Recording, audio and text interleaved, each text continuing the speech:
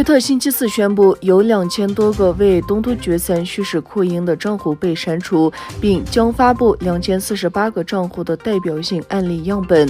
澳大利亚战略政策研究所在星期二发布的一份新报告中，分析了2个与中国政府有关的网络，他们试图通过推特等平台影响有关维吾尔的言论。报告说，这个网络都试图塑造国际社会对维吾尔人等问题的看法。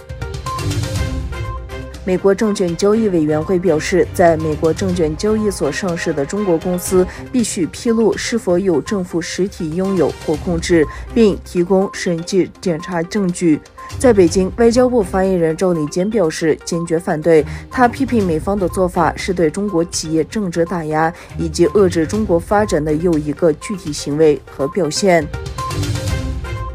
随着中国对台湾挑衅行动的加剧，日美2国多次强调在台湾问题上的立场。日本官员再次警告中国不要攻打台湾。日本前防卫大臣河野太郎警告中国不要强行夺取台湾，并提到经济制裁。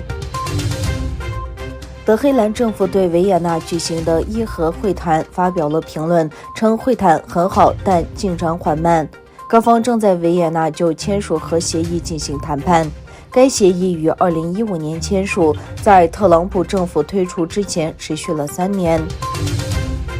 中国外汇管理局表示，已收紧外汇交易规则，以控制市场，遏制欺诈和滥用行为。中国外汇管理局昨日在一份声明中表示，该规定将有助于规范和控制外汇市场交易，帮助市场公平、合理、有效地继续活动。乌克兰国防部长雷兹尼科夫周五援引情报报告对议会说，俄罗斯在乌克兰边境附近集结了超过 9.4 万名士兵，可能正在为1月底的大规模军事进攻做准备。他说，乌克兰不会做任何挑衅局势的事情，但如果俄罗斯发起进攻，乌克兰准备进行反击。吉尔吉斯斯坦土耳其马纳斯大学位于吉尔吉斯斯坦首都比什凯克，正在庆祝成立25周年。这所大学为学生提供了丰富的科学和文化机会。吉尔吉斯斯坦土耳其马纳斯大学用土耳其语和吉尔吉斯语授课。